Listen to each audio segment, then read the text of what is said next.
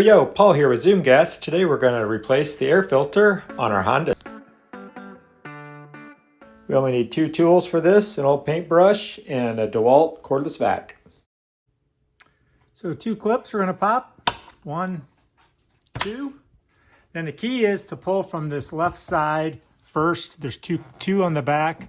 You want to pull that from the back side a little bit once you got it up, and then it just pops right up.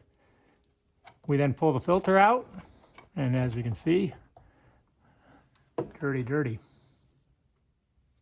So we'll replace that with a good name brand filter. I'll put the link in the description.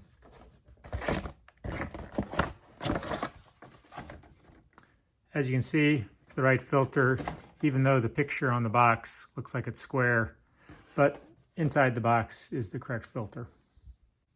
Next thing we're going to do is always vacuum out that air box. You're going to see there is a ton of junk in there after we remove that filter. So I'm going to grab my DeWalt cordless vac here and do that next.